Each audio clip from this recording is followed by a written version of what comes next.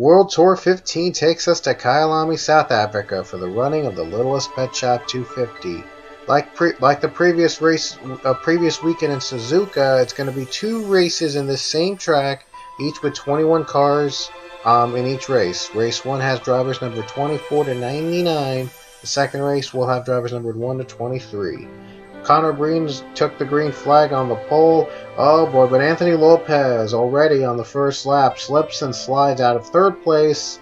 And a tough start for him, but it's the first of many wrecks to come here at this track. Sam Rogers, Jordan Davis, Brandon Nichols all come out. They all slipped by, and they all slipped on that corner to bring in our first caution. The next one came when Pichu and David Johansen also slipped up. And a big wreck near the corner, as there you see Nick DeVasso, Sean Harple. Oh boy, they all wreck, and more wrecking as well. RJ Bishop and one other driver also has wrecked. That's Chloe Baker. 4 drivers flipping all at once. Only in Kyalami could you see that kind of spectacle. But boy, it was a big wreck fest. In fact, these 2 races you're going to see a wreck fest. Nathan Hudson has trouble with Aaron Lukewarm and Eric Powers. All 3 made contact, and that brought out another caution. Pit stops underway halfway through the first race. Connor Breen still led throughout the entire day right now, but he's having a bit of trouble on pit road, and looks as though Alex Rago could be coming out. And you look on the top right of the screen, Alex Rago is out first. And many other drivers off of pit road come out, and Connor Breen is still stuck on pit road for whatever reason. I think he had to serve a penalty or something, I'm not sure, but Connor Breen is having some trouble getting out of pit road. He's letting all the other cars go right past him, and now Connor Breen is Connor Breen's not yet being released from pit road, and he finally gets out of pit road after being there for way too long, longer than he expected. Not sure why the 47 had to take a long stay at pit road, but he lost the lead. He got out of the lead. He was the leader for most of the day in race 1, but he lost it after that incident on pit road. And to make matters worse, on the next lap under green, he flips upside down, spins around, and his day was done. It was a tough day for Breen. It looked like he was going to run away with this race, but he had a bad pit stop that forced him to stay on pit road until every other car passed him, and he flips out, unfortunately, to end his day. Other couple drivers wrecked out as well with almost 10 laps to go. Alex Rago hanging on to the lead over the 78 of Zach Goldbeck. Boy, oh boy, these guys have been spinning on the tires a lot. They've been trying to avoid wrecking each other as much as they can. But ultimately, we still see a handful of wrecks here at this track. This is a very slippery track, and you got to be very careful with the corners. Otherwise, if you overtake a corner, you'll slip up and wreck yourself. Zach Goldbeck looks to take the lead away, but he got a bad run, and Pichu takes advantage and takes second position away from the 78. Oh, we got 2 drivers spinning, 42 Mitchell Riggs and 44 Sam Rogers, both involved in a mess-up in an accident. And they slip up. Oh, Ryan Casey, he's the only driver that flipped out of the corners. Oh, man, that's a big wreck for the 41. He is done for the day. Then a couple laps later, another couple drivers flipped upside down. Eric Powers, Leia Walker, Eric Powers, Leia Walker, Nathan Hudson, and Avi Sack. I was going to say Mason Powers, but Eric Powers is driving his car in the 38 for the World Tour. But Anthony Lopez also has damage as well. It would come down to the final 2 laps. Only 6 drivers survived so far to make up this 2-lap showdown. Ragow still leading, Pichu is still second, Goldbeck is third, Nichols is fourth. In 5th place not really 5th place, David Johansen is 7th, but he's a lap down. He is a lap down, so the other 2 are also lap down. And wow, big wreck with Sam Rogers, Brandon Nichols, and Anthony Lopez. They wreck out on the corner. That's going to end the race under caution. Racing down to the line, Ragow looks to keep the lead for a little bit. He's trying to protect Pichu, but Pichu has a little bit of a line. He's going to try to take advantage for the lead. Coming down the corner, they slip up. Johansson passes all of them, but he's a lapped car. and he gets his lap back. He just gets his lap back, not the lead. Ragow takes the lead. Pichu still second. Oh boy, even with the wrecking, the position orders have not changed, and Ragow's out of fuel. Ragow looks like he's out of fuel, and Pichu takes the lead. Wow, Pichu takes the lead after Ragow runs out of gas. White flag is out. The caution is out too. Pichu leads with 1 lap to go under caution. And I think Zach Goldbeck also might have ran out of fuel. But will Pichu have enough fuel to finish the race? And here's the incident we saw earlier with Ragow. They slipped up battling for the lead. And somehow the 27 is able to keep it. And he's able to go off with the lead for a little bit. And then he runs out of gas. Pichu took advantage of it. Comes down the corner, and he finally completes his pass, but only because Ragow was out of fuel. Zach Goldbeck moves up to second, but he too would run out of fuel later coming down the final corner. Pichu would be away to take the lead, but will the 99 have enough fuel to finish and win the race? And here's what happened, and here's when they're catching up to the pack. Goldbeck slipped up. He's able to continue on. It's a lot of slippery corners here. Ragow is ruled in second. He got second. He was ruled second even though he ran out of gas on the final lap. And Pichu's out of fuel. Pichu can't make it. And Ragow takes the lead again. Wow, what an interesting twist. Pichu stayed out a little too long.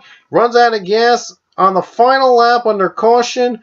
Ragow slips up. 78 goes by, but the officials are going to say that he's going to have to let Ragow pass because Ragow was second, Goldbeck was third during the last scoring period on the final lap. So even with that spin, he's going to have to give up the lead to the 27.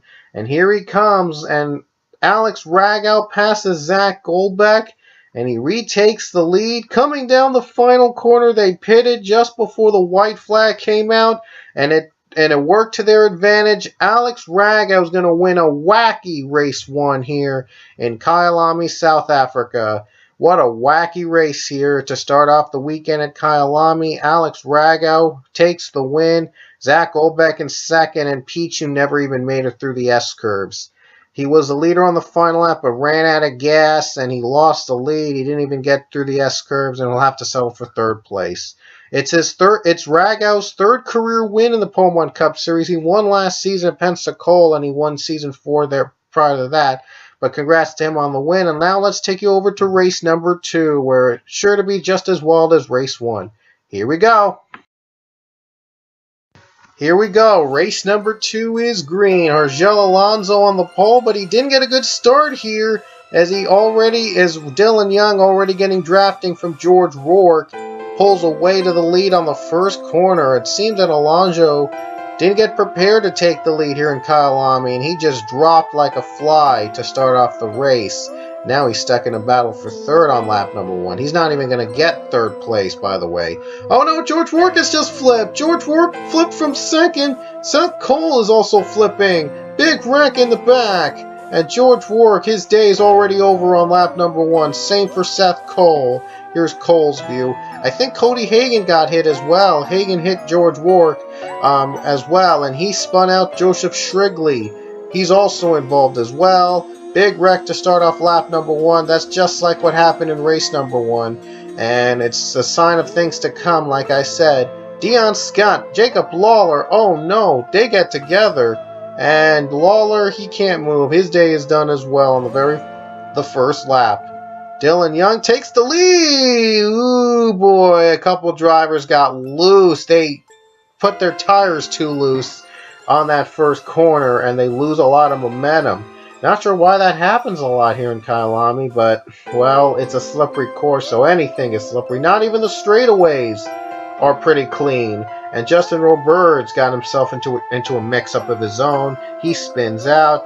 Oh no, Luke Walker! And he flips upside down. Luke Walker's upside down. He's flipping. He's doing barrel rolls.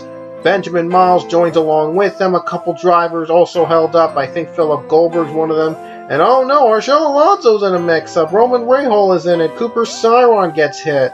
and Joseph Shrigley had contact. There's Johnny Garner hitting O'Neal Balvin, and a lot of drivers involved in the incident.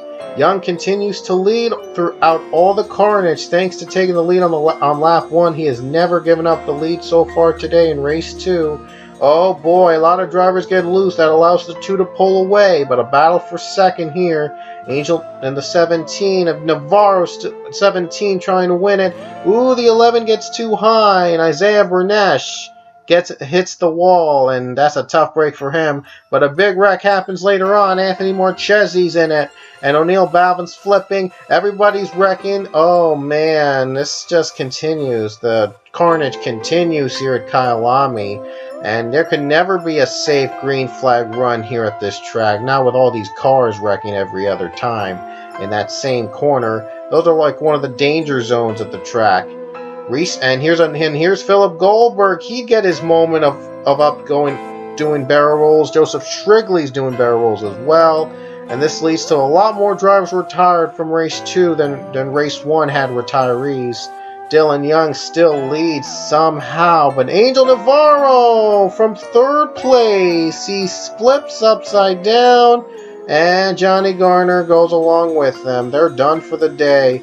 Isaiah Bernesh got involved in the incident. Ooh, right into Anthony Marchese, and big spin out with 5 laps to go. Sets up a 3-car race. Only 3 cars survived here in race number 2. Hard to believe that only 3 cars were able to finish it off for the win in just the final 2 laps here in Kyalami. Dylan Young is in the lead still. Zachary Fitzwater is 2nd, and Anthony Marchese is 3rd. If Dylan Young can hold on for the next 2 laps, he would have dominated this entire day, led every lap, and win this race. Marchese's a long shot. He's got a lot of damage. You see, he was flipping all around during the previous cautions, and he's 3rd. He's still running somehow. Fitzwater, I'm not sure if he got into some carnages himself, but not much damage for the 23, so he can still battle for the lead against the number 2. That would be Dylan Young's closest enemy right now here in Kyalami. But coming to the white flag with 1 lap to go, as Dylan Young still holding off the 23 to take in the lead. He's just a lap away from dominating and winning. It looks like he might be slow though. Dylan Young and Fitzwater, they're slowing down. Are they going to come down pit road for fuel? It looks like they will, and they're coming down before the white flag. But Marchese's going to stay out with 1 lap to go. He's going to try to make it. He's going to try to beat the odds and make it on fuel to win here at Kyalami. As I mentioned earlier, he got involved to many wrecks here in race number 2, and he's looking to make a comeback for the ages. As you see, Dylan Young's on pit road. Fitzwater looks like he might be coming out, believe it or not. He will! Fitzwater is actually ahead of Dylan Young. Can you believe it? Dylan Young had the first pit stall, and yet he came out 2nd behind Fitzwater. Can you believe this? What an interesting twist here. If Marchese runs out of fuel, then Fitzwater might win this race instead. Oh, he's slowing down. Marchese looks like he might be out of fuel now. Either that or the lag is really present at this track, just like just about every other track I've raced at. But he's still speeding. I just checked the speed to be sure it wasn't Marchese slowing down. It was the lag, and it pretty much was a distractor. Just a couple corners to go for Marchese. Can he make it on fuel? Looks like he might be coaxing his way to the line. Final corner, will Marchese make it? Looks like he might be coming down pit road. He will. He's coming down just before the checkered flag. Is his pit stall going to be ahead of the start-finish line? No, it stands right behind it. Marchese pits. His stall stands right behind the start-finish line. Fitzwater's catching up, and I thought it's just a splash and go for Marchese, but I don't know what's going on there on pit road. Why is he taking longer than expected? But coming off the final corner, Zachary Fitzwater's going to steal the win away from Marchese here in Kyalami. Can you believe it? Marchese, he had his pit stall right behind the start-finish line. There was the checkered flag waving, but it waved for Fitzwater instead. And oh, if Marchese had his pit stall ahead of the start-finish line, he could have won this race. Unbelievable. What a finish here. And what a weekend in Kyalami. Fitzwater is back in victory lane after finishing dead last in points last season. And what a win for the 23 team. They'll be advancing to the next round regardless of which driver runs in the number 23. Hope you enjoyed Kyalami. We'll see you in Russia. And it's going to be our very first Pole Cup Series race in Russia. So if you thought Kyalami was awesome, wait till you see Mikovo Airport in Russia. So we'll see you there.